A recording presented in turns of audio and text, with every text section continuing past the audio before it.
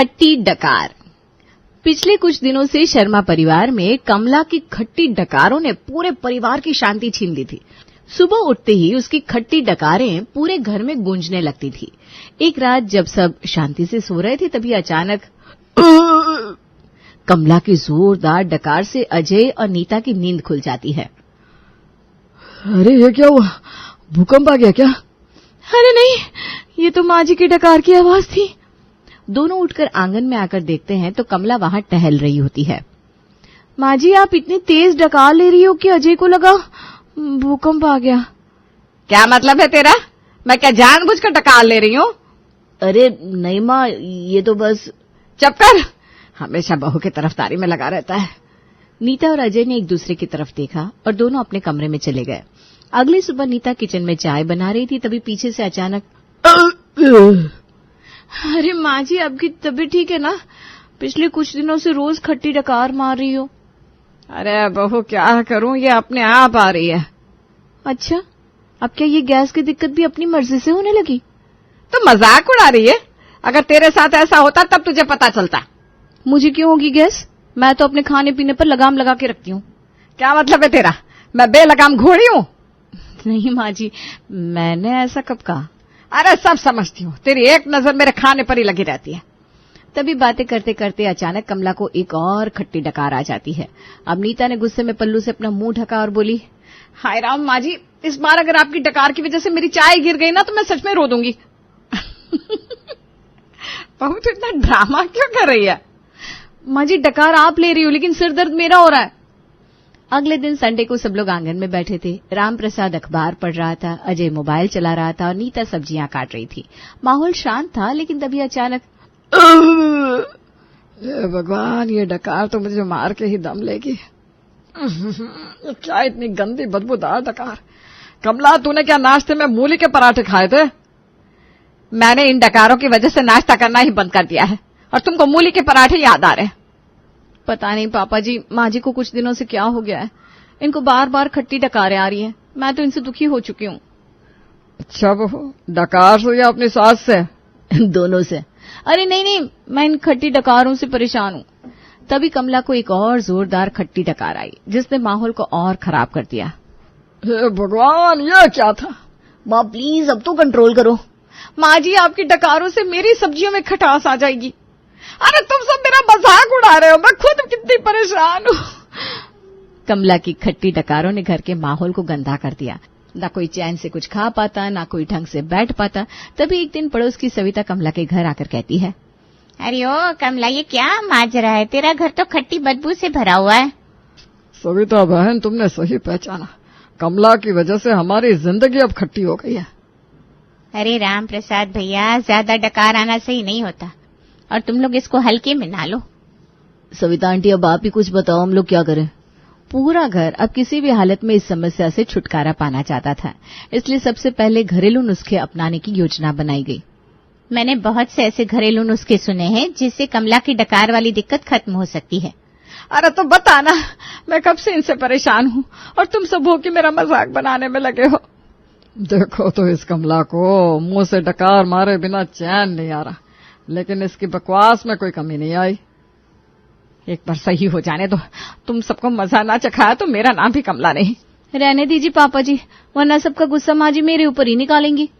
अब सविता घरेलू नुस्खे बताकर चली जाती है और अगली सुबह नीता ने अदरक, अजवाइन और तुलसी का काढ़ा बनाया। उसके इस काढ़े से पूरा किचन महक गया। माँ जी, इसे पी लीजिए, इससे खट्टी डकारें खत्म हो जाएंगी। अरे बहू, ये तूने क्या जहर बना कर दे दिया। इससे डकार का तो पता नहीं, मैं जरूर खत्म हो जाऊंगी। माँ, काढ़ा ही तो है, पी लो ना। पहले तुम दोनों पीकर दिखाओ, फिर मैं सोचूंगी। देखो बच्चों, तुम्हारी माँ ऐसी है कि हम तो मरेंगे जानी, लेकिन तुमको भी साथ लेकर जाएंगे। नीता और अजय ने हंसते हुए खुद भी एक घूंट पी लिया। ये भगवान, नीता तुमने ये क्या बनाया है? ये जो भी बना है, लेकिन माँ जी को आराम मिलेगा इससे। अब कमला ने बड़ी हिम्मत से काढ़े का एक घूंट लिया, लेकिन काढ़ा पीते ही वो चिल्लाने लगी, ये क्या बनाया है तूने बहू? काढ़ा पीते ही कमला का पूरा चेहरा ऐंठ गया और उसकी आंखें चौड़ी हो गई। बहू, ये क्या बना दिया? इसे पीकर तो मेरी जीभ ही सुन्न हो गई। माँ जी आपने इसको पी लिया ना, अब ये काढ़ा आपको कितना आराम देगा, देखिएगा आप। अरे कहीं जिंदगी भर का आराम ना दे दे ये काढ़ा मुझे। तभी कमला को फिर से एक जोरदार खट्टी डकार आई और पूरा कमरा खट्टे अचार के महक से भर गया। भगवान, ये तो और बढ़ गई। कोई जल्दी जाकर रूम फ्रेशनर लाओ भाई। अरे ये काढ़ा पीने से डकारें कम होनी चाहिए थी, ये तो और भयानक हो गई। पूरा घर डकार आने से डरने लग गया, क्योंकि डकार बहुत ही बदबूदार आ रही थी। अब तो काढ़े से भी कोई फायदा होता नहीं दिख रहा था। रात को नीता सोचते हुए अजय से बोली, अजय, कल मैंने वीडियो में देखा था कि योग करने से पाचन क्रिया ठीक हो जाती है। अरे लेकिन डकार आने का पाचन क्रिया से क्या लेना देना? अरे यार, जब पाचन क्रिया सही होगी तो डकार आना अपने आप सही हो जाएगी ना। अच्छा तो ठीक है, फिर कल से माँ को रोज सुबह योग करवाएंगे। और अब अगले दिन नीता और अजय ने राम प्रसाद को ये बताया। सबने सोचा कि योग से कुछ फायदा हो सकता है, तो वो कमला के पास गए। माँ, हमें सुबह सुबह योग और प्राणायाम करना होगा। इस उम्र में योग? नहीं, मुझसे नहीं होगा। माँ जी, जबरदस्ती करना पड़ेगा। खट्टी डकारों से आराम चाहिए कि नहीं? हाँ, नहीं तो पड़ोसियों को भी खट्टी डकारें झेलनी पड़ेंगी। मैं सब समझती हूँ, बहू को मौका मिल गया है अब मुझे परेशान करने का, इसीलिए ये सारे एक्सपेरिमेंट मेरे ऊपर कर रही है ना। तुम्हारे ड्रामे तो खत्म ही नहीं होते। हम सब तो तुम्हारी भलाई के बारे में सोच रहे हैं और तुम उल्टा सबको ताना मार रही हो। अब सबके कहने पर कमला योग के लिए मान गई। अगली सुबह पूरे घर में योग का माहौल था। कमला पद्मासन में बैठ गई। अजय और नीता ने उसे अनुलोम विलोम सिखाया। चलो माँ जी, लंबी सांस लो, हाँ, और फिर छोड़ो। पता है मुझे। अचानक उसे एक जोरदार छींक आई, जिससे उसका पूरा बैलेंस बिगड़ गया और कमला धड़ाम से नीचे गिर गई। लगता है योग से पेट का नहीं, कमर का इलाज हो जाएगा। अरे माँ जी, आपका वजन तो सच में बहुत बढ़ गया है।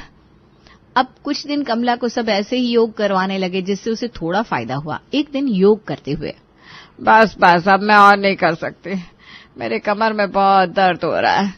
अरे माँ जी, एक बार बस, लास्ट। नहीं बहू, अब मुझे बख्श दे, मुझसे नहीं होगा अब। लेकिन तभी कमला को एक लंबी खट्टी डकार आई। माँ, ये तो उल्टा हो गया, न योग काम आया, न प्राणायाम और न ही काढ़ा। अब क्या करें? अब मुझे लगता है डॉक्टर को दिखाना चाहिए।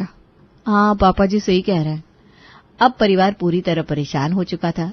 सबने मिलकर डॉक्टर वर्मा के पास जाने का फैसला किया।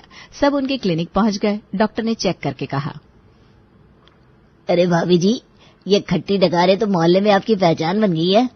डॉक्टर साहब मजाक नहीं करिए, इलाज बताइए, मैं अब डकारों से परेशान हो चुकी हूँ।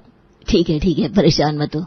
डॉक्टर वर्मा ने पूरा चेकअप किया और गंभीर आवाज में बोले, देखिए, कोई बड़ी दिक्कत नहीं है, बस आपको खाने की आदत बदलनी होगी। मतलब? रात में भारी खाना मत खाइए, मसालेदार चीजें बंद कर दीजिए। मतलब मैं रात का खाना भी नहीं खा सकती? अगर खट्टी डकार से छुटकारा पाना है तो रात में बिल्कुल हल्का खाना खाइए। कमला का चेहरा उतर गया। तो आप ये कह रहे हैं कि मैं राजमा, चावल, छोले, भटूरे, भरवा, पराठे को अलविदा कह दूं? जी हाँ, अब से आप हल्का और पौष्टिक खाना खाएंगी, तभी तो आप कुछ दिन में ठीक हो जाएंगी। लेकिन जैसे कमला ने सिर हिलाया, एक तेज खट्टी डकार आई और डॉक्टर भी नाक बंद करके पीछे हट गए। हे भगवान, क्या है ये भाभी, मेरे नाक के सारे बाल जल गए। वही तो डॉक्टर साहब, जल्दी इलाज करना होगा, वरना पूरे मोहल्ले में मेरी कमला फेमस हो जाएगी। डॉक्टर, जल्दी से कोई दवाई दे दो, माँ की हालत मुझसे देखी नहीं जाती। देखिए, दवाई से कुछ नहीं होगा जब तक ये परहेज नहीं करेंगी। कमला दवाई खाने लगी, लेकिन कुछ दिन में ही सबको पता चल गया कि दवाई से भी कोई फायदा नहीं हो रहा। मुझे तो कोई फायदा नहीं दिखता। हाँ पापा, पता नहीं कौन सी दवाई दी है डॉक्टर ने, माँ की डकारें तो अब भी बंद नहीं हुई। हे भगवान, अब तेरा ही सहारा है, जल्दी से हमारी माँ जी को इस बीमारी से छुटकारा दिलवा दो। हे भगवान, हे राम, बचाओ मुझे, ये डकारे तो मुझे मार के दम लेंगे। अब फैमिली के सारे उपाय फेल हो चुके थे, न तो काढ़ा काम आया, न योग, और डॉक्टर की सलाह भी कोई खास असर नहीं कर रही थी। पूरा घर परेशान था, क्योंकि खट्टी डकारें तो अब भी लगातार आ रही थी। तभी पड़ोसन सविता कमला को देखने आई और फुसफुसाते हुए बोली, कमला, तुम्हारी ये खट्टी डकारें आम नहीं है। तो क्या है? लगता है कोई तुम पर टोना टोटका करके गया है, नजर लग गई है तुम्हें। हे भगवान, अब ये नया पचड़ा। तो हम क्या करें सविता आंटी? अब सबको लगने लगा कि शायद सविता सही कह रही है, इसलिए राम प्रसाद ने तुरंत एक प्रसिद्ध पंडित जी को बुलवाया। इस घर पर किसी ने काला जादू कर दिया है। क्या? काला जादू? तो इसका मतलब मेरी खट्टी डकारें भूत प्रेत के कारण आ रही है?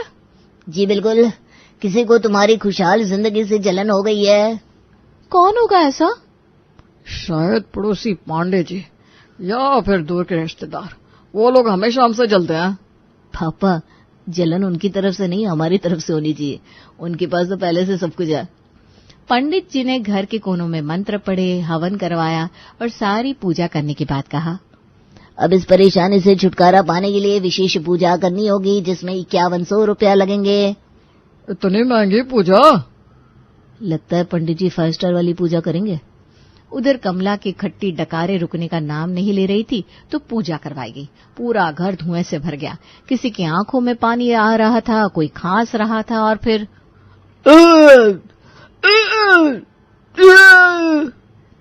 हे भगवान, फिर से। कमला ने इतनी जोरदार खट्टी डकार मारी कि पंडित जी नाक दबाकर पीछे हट गए। ए भगवान, ये तो तंत्र मंत्र से भी नहीं रुकी। अरे पंडित जी, 5100 की पूजा भी काम नहीं आई। ये काली शक्ति मेरे बस में नहीं आएगी। चलो भागो, वरना ये शक्ति हमको भी नष्ट कर देगी। अरे पंडित जी! अब घर वाले समझ गए कि पूजा भी फेल हो गई। अब सविता और नीता ने सोचा कि शायद किसी की बुरी नजर लगी है। मुझे लगता है कमला पर किसी की गंदी नजर पड़ गई है। हाँ, हमें नजर उतारनी होगी। अब क्या करोगी बहू? बस माँ जी, आप चुपचाप बैठिए। पहले लोहे की कील जलाकर घर के चारों कोनों में रखी गई। फिर कपूर और नींबू मिर्ची जलाया गया। पूरा घर अब नजर उतारने की अजीब सी महक से भर गया। हे भगवान, अब घर में खट्टी डकारों के साथ जलती मिर्ची की बदबू भी मिल गई। पापा, अब तो हम सांस भी नहीं ले सकते। सब लोग उम्मीद से कमला की तरफ देखने लगे कि बस शायद ये तरीका काम कर गया है, लेकिन तभी कमला ने फिर इतनी जोरदार खट्टी डकारे ली कि पूरा कमरा फिर से महक उठा। अरे, डकारे कम होने की जगह और बढ़ गई। कमला, मैं तो चली अपने घर। भगवान बचाए ऐसी बला से। राम राम राम राम राम राम राम राम राम। हे भगवान, अब मैं क्या करूं? अब तो पूरा परिवार हार मान चुका था। अब तो बस भगवान ही बचाएंगे हमें इस मुसीबत से। पापा, अब क्या होगा? कुछ नहीं बेटा, रात होने वाली है, सब सो जाओ, कल देखेंगे अब क्या करना है। ठीक है पापा जी, चलो अजय। रात के समय जब सब गहरी नींद में थे, तभी अचानक नीता की आंख खुली। उसने महसूस किया कि किचन से कुछ अजीब सी आवाजें आ रही हैं। अरे, ये कैसी आवाजें हैं? शायद मेरा वहम है। लेकिन जब आवाजें बंद नहीं हुई तो वो सावधानी से उठकर बैठ गई। अजय, उठो ना, कुछ गड़बड़ लग रही है। क्या हुआ? भूत प्रेत देख लिया क्या? अरे देखो ना, किचन से आवाजें आ रही हैं। अजय पहले तो हंसी में टालने वाला था, लेकिन जब उसने वही आवाजें सुनी तो वो झट से उठकर नीता के साथ दबे पांव किचन की ओर बढ़ा।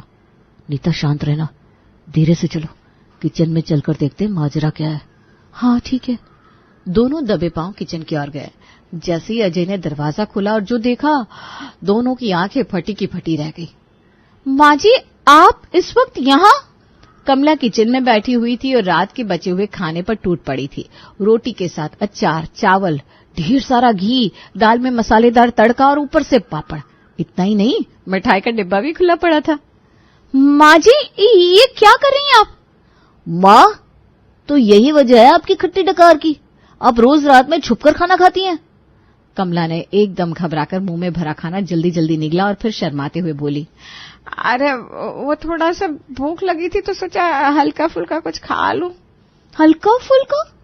माँ जी, ये खाना देखकर तो कोई पूरी शादी की दावत समझेगा। अब समझ में आया कि दिन भर ये खट्टी डकारों का असली कारण क्या है। कमला ने मासूमियत भरी नजरों से दोनों को देखा, फिर धीरे से एक और निवाला मुंह में डाल दिया। माँ जी, रात में बार बार खाने से ही आपको गैस की समस्या हो रही है। और हम यहाँ काढ़े, हवन, डॉक्टर और तांत्रिकों के चक्कर में पड़े थे। अरे लेकिन मैं क्या करूं, भूख लगती है तो नींद नहीं आती। अब तो अजय और नीता को गुस्सा और हंसी दोनों मिल गए। दोनों ने आवाज देकर राम प्रसाद को बुला लिया। अब घर में फाइनल डिसीजन लिया गया। आज से कोई रात में खाने के लिए किचन में नहीं जाएगा। माँ, आपको अपनी सेहत का ध्यान रखना चाहिए। अगर आपको खट्टी डकारों से छुटकारा पाना है तो ये आदत छोड़नी होगी। मैं आपको हर रात हल्दी वाला दूध दूंगी, लेकिन आपको ये चोरी छुपे खाना बंद करना होगा। ये सब सुनकर कमला सोच में पड़ गई। फिर उसने गहरी सांस ली और कहा, ठीक है, मैं कसम खाती हूँ अब से रात में खाना नहीं खाऊंगी। पक्का ना माँ जी? आप सच बोल रही हो? अब क्या तुझे लिख कर दूं? माँ, अब तो हम सबको आपकी ये दिक्कत की वजह पता चल गई है। अब तो मान जाना, रात को चोरी छुपे खाना मत खाना प्लीज। पूरा परिवार खुश हो गया और सब सोने चले गए। लेकिन बात अभी यहीं खत्म नहीं हुई थी। अगली रात फिर से करीब 2:30 बजे, जब पूरा घर गहरी नींद में था, अचानक फिर से किचन में खटपट की आवाज आने लगी। नीता की फिर से आंख खुल गई। अब क्या हो रहा है? वो धीरे से बिस्तर से उठी और दबे पांव किचन की तरफ बढ़ी। उसे दरवाजे से झांक कर देखा तो उसका मुंह खुला का खुला रह गया। कमला फिर से किचन में थी और कुछ ढूंढ रही थी। उसे देखकर नीता ने लाइट जला दी। अरे बहू, तुम फिर आ गई? माँ जी, अभी कल तो आपने कसम खाई थी ना। बेटा मैं क्या करूं, मुझे भूखे पेट नींद नहीं आते। फिर खट्टी डकारों के साथ जीने के लिए तैयार रहिए। अच्छा ठीक है, मैं खट्टी डकार से ही काम चला लूंगी, लेकिन भूखे पेट तो नहीं सो सकती ना। माँ जी, आप महान है। अगले दिन जब ये बात नीता ने सबको बताई तो पूरा घर हंसी से गूंज उठा।